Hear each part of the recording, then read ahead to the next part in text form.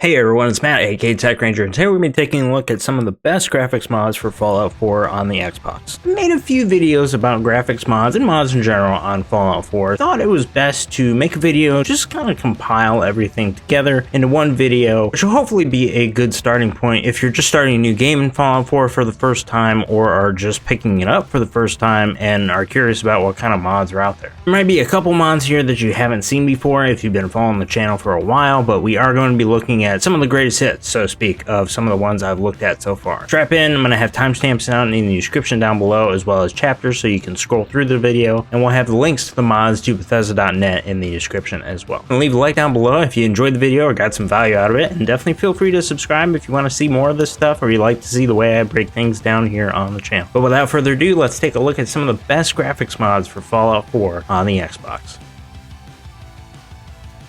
So with any load order, if you're going for graphics when you're not in a fight, obviously you're going to be looking around at textures. And if you have a really good texture mod that covers a lot of things like Vivid Fallout does, then you're going to be taking your game to the next level in terms of the look. This mod introduces some new textures, but then also improves some of the existing textures that were in the game. And as a side effect, it might make your game run a little bit better. So if you're using an older Xbox One, you might have a better experience downloading a mod like this and then getting new textures without necessarily getting a performance hit. You may have noticed some different textures if you've been using Vivid Fallout before. That's because I'm using the Langley's HD Texture Workshop as well, putting it after Vivid Fallout just to see what it overwrites, and I've really been liking the look of the game so far. I think what I like the most out of these texture packs is the way that it makes the game look as opposed to the vanilla version of the game. Some of those textures just look a little out of date, and these textures just bring everything up a notch. Vivid Fallout is actually one of the first Fallout 4 mods I looked at when I started making mod videos here on the channel, so it's always going to have a special place in my load order. Even when I switch it out and use something else, I'm always going to come back to this mod at some point. So let me know in the comments down below what kind of texture mod you're using. But that's enough about that. Let's jump into the rest of our graphics mods.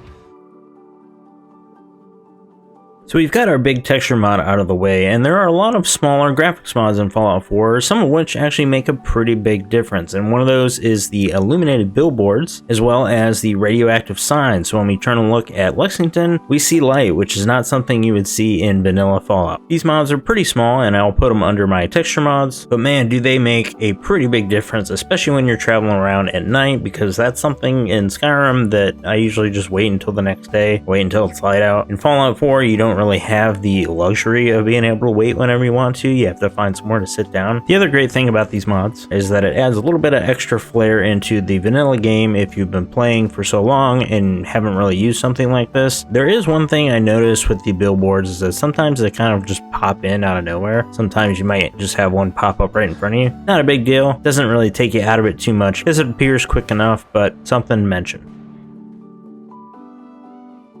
Now, as far as weather mods go, you have a lot of options here. One of the big ones is Vivid Weathers, and I really enjoy this one because it's a lore-friendly weather mod that adds over 70 weathers and over 100 new cloud textures to the game, as well as gives you a lot of flexibility with a lot of the different plugins that you can install. There's a great video on the mod page that goes over some of the different weathers that you might see in the game and how that looks in-game, which I will link in the description. But basically, you download the mod. If you have DLC, you want to download the patches for that, and then you will get a holotape, which will be in your mist section. And then once you open that up, you'll have all the options there. You can look at the visuals of the mod, or you can just look at weathers. I think the real draw with this mod are the weathers themselves and not necessarily the way you can make the game look. While you can take away things like bloom, which is that blurriness off in the distance, increase the contrast and lower the brightness, up the brightness, you're not really going to get a robust look to the game. You're not in a situation that's going to call for fog or rain to be in the game. But in these clips, when the weather starts going, things get pretty cool.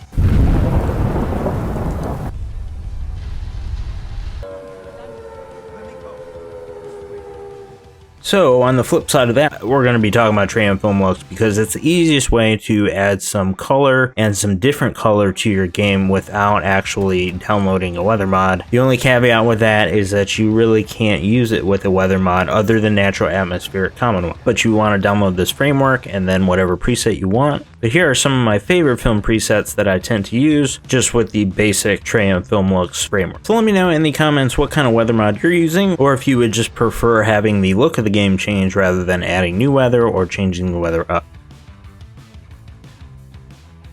So the last mod I wanted to take a look at in this video is a grass mod. So True Grass is basically a lore friendly, I would say, grass mod. It adds grass to the game that you'd think would pop up maybe after a nuclear apocalypse in the Fallout universe. So it does that, but then it also combines a grass rework mod, which basically removes grass from things that shouldn't have grass on them, like rubble. And one of the other great things about this mod is that it's pretty lightweight. If you use the Lite version, it's around 24 megabytes. You can fit it in your load order, and it seems like it runs pretty well on the Series X. Obviously, the farther you go back, grass mods, you know, it's a little difficult like on an original Xbox One. This version is probably the one you're going to want to start with because it is a lighter version.